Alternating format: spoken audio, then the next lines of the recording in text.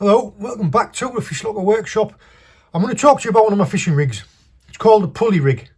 Now, I hadn't actually realised that I hadn't done a video until people were asking me about it. I use this rig quite a lot. And here is an example of the rig in its entirety. It utilises a clip down and a pulley bead, hence the name Pulley Rig. Now, there's loads of different types of pulley beads, there's loads of different types of clip downs. I'm going to show you a few variations and I'm going to explain where I use them. But this is the rig altogether as I use it in its real, what's that? Probably near 3 feet total clip down length.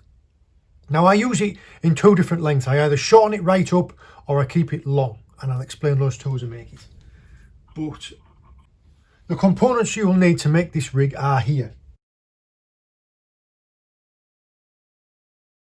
To explain how it works, it gives you the ability to clip down a bait for casting, and when it hits the seabed like this, the use of an imp, which is this little plastic clip here, an impact clip, is when it hits the water it knocks that back and releases the hook.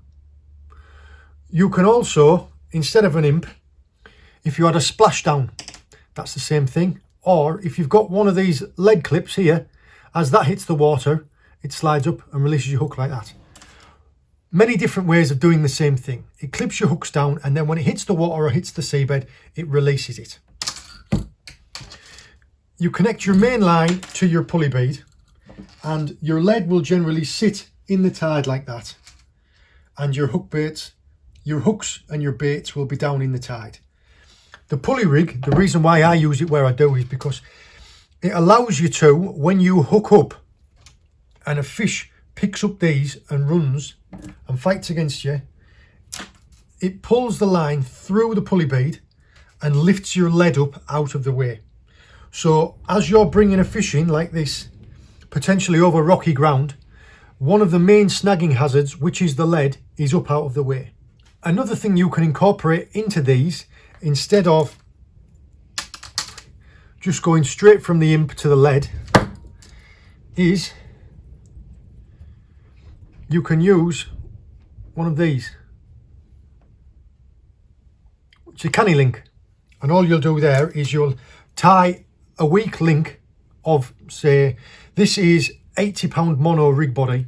I will use possibly 18 or 20-pound weak link between the canny link and the lead. If your lead just comes snagged on the ground for whatever reason, say before you've had a chance to pull it up out of the way, the weak link will snap instead. You'll just lose your lead and you'll get the rig and the fish back. This is another type of pulley bead. You can see, dead simple. Or we have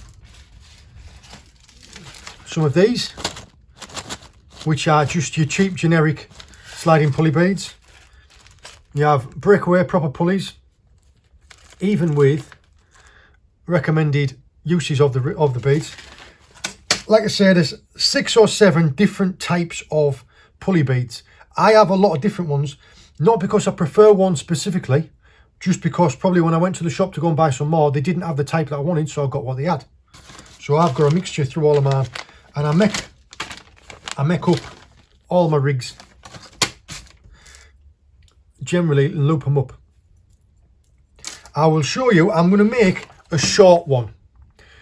I fish short ones in rough ground, just generally because there's less line there to get snagged up round a rock. So if I'm fishing really rough stuff for like bullus or codlins or somewhere where I'm going to be right in amongst it, I keep my pulleys short.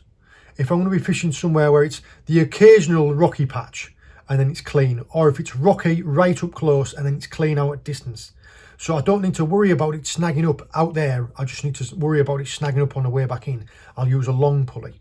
Say for instance for fishing for rays, where it's nice to have a long hook length laid out on the bottom, presenting a bait flat on the bottom. Sometimes if you've got a short pulley and it's a puller tide, it can suspend your bait a little tiny bit off the bottom. I'll explain that as I make the rig.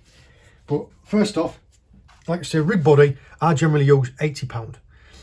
I'll scale it down as the rig goes. So I've got my mainline braid, which is whatever it is, and then I use 80 to 100 pound of rubbing leader, especially when I'm fishing in hard rocks.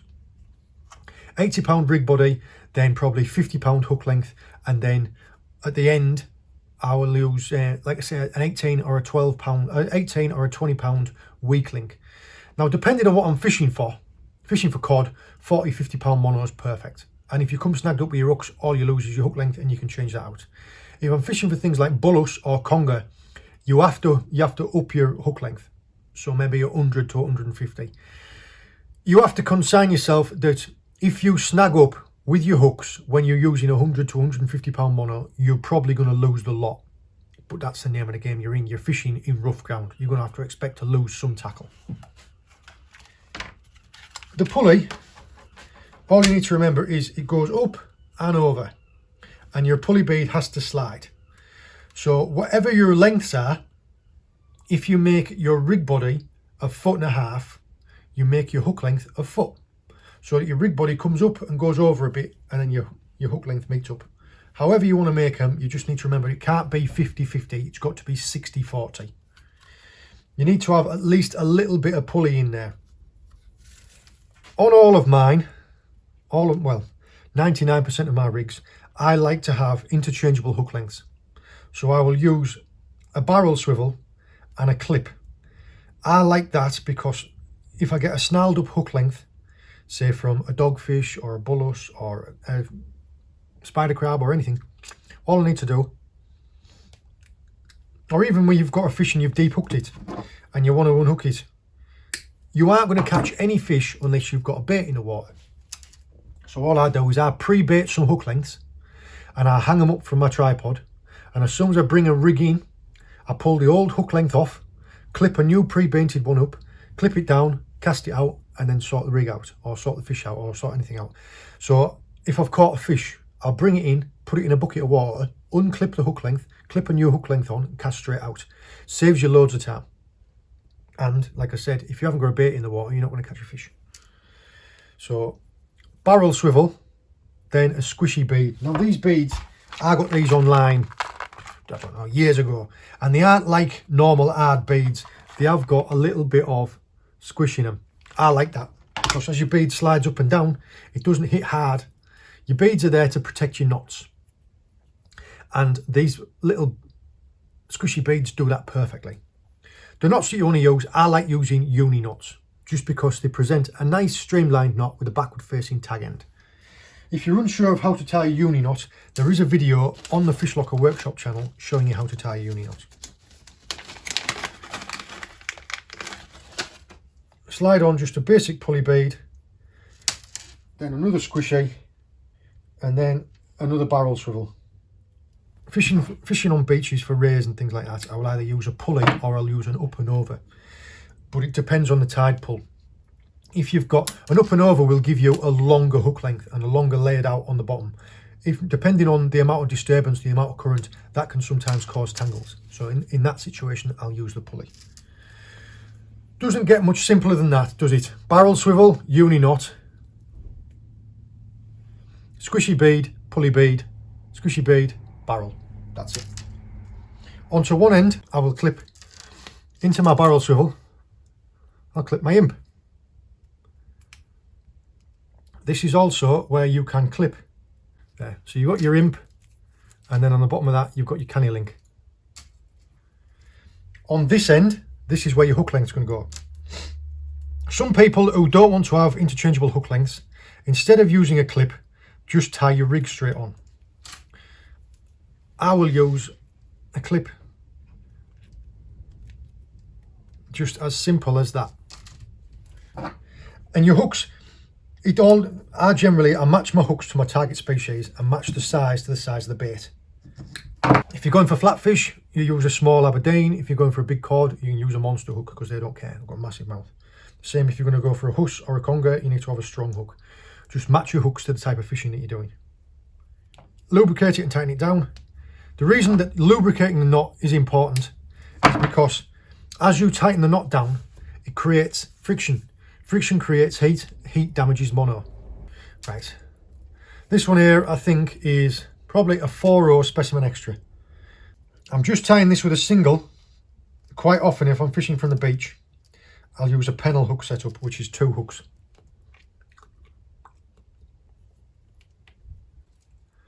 get me canny lead. That's all it is. It's just the same type of lead, whatever lead you want to use, and I just have a weak link of lighter mono. And then all you do there is you tie it to the canny link hook. Doesn't really matter what knot you want to choose, whichever one you like tying. I'll just tie a blood knot really quick. But like I said, this is the sacrificial piece of the rotten bottom.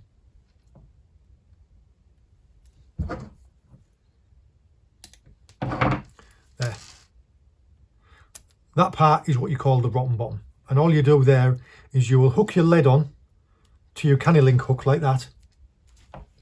And when it hits the seabed, it pops off the little hook and you're just hanging on your mono. So if that comes snagged up, because this is the weakest link in my whole chain, this will hopefully snap and I'll still get my rig back. There we are. Canny link onto your lead, hook onto my imp. There it is. There, look. So you've got a rotten bottom with a canny link to your lead. You've got your hook inside an impact shield, and you've got your pulley rig here. So this is perfectly streamlined for casting out, so you'll get extra distance by it being clipped down so it's not all flailing around. As soon as you hit the water, this little impact clip here pops off like that, releases your hook, and as soon as you hit the seabed, this little hook comes off and you were sat on a weak link. So there. When you hook up to a fish, if you can imagine that you're attached to your main line, you're sat out in the tide. I'll switch arms. That's attached to your main line, your rod tip. This is sat on the seabed. When a fish picks this up, it simply goes, pulls the line through it, which lifts your lead up out of the way. When you're bringing it in, if for whatever reason this rotten bottom part gets caught up on a rock or a snag, it will part off the mono, just like that, and then you will still get your rig and fish back. The people who don't want to use detachable hook lengths, you can just make them up like this, and this is all it is. I just have to make lots of rigs. All I have here is I have 3 or 4 packs of different lengths of pulleys, some big, some small, and some pre-made hook lengths. So it's literally just match them up. If I'm going to be using long ones, then I'll get half a dozen long hook lengths out, bait up 3, cast them out, and then when I come on, change them. Or small, same for small ones. If people want to do this, it just means that you have to make like half a dozen rigs up, and you just pre-bait an entire rig and just clip it on, clip it off, and you just store it on these winders. But yeah, look, that's exactly all it is. Instead of having that extra clip there where I put my interchangeable hook lengths, you just tie straight onto your rig. It's that simple. As I've said, lots of different types of pulley beads. There's breakaways, there's these from Cox and Roll, there's these standard ones. The same way that I think this is a splashdown, and these are imps. Or even if you don't want to use that, you can just get a lead with a clip on like that. There's loads of different variations, all for the same rig, and it all covers the same purpose. It's clipping down a rig that you can cast into rough ground, and when you hook up, it lifts your lead up out of the way of the snags. You can also incorporate into there a rotten bottom like I've just shown you, so that if you do find one of the snags, you just lose your lead and you get your fish back. That is the pulley rig, and these are my versions that I use. I hope this has been helpful for you. If there's any questions, please give me a comment. If you enjoyed this type of video, and if you think your friends would also, please share it onto them. In the meantime, make sure that you subscribe to the Fish Locker Workshop channel and click the notification bell for all notifications. That way you don't miss when the next video comes out. All the best. We'll see you later.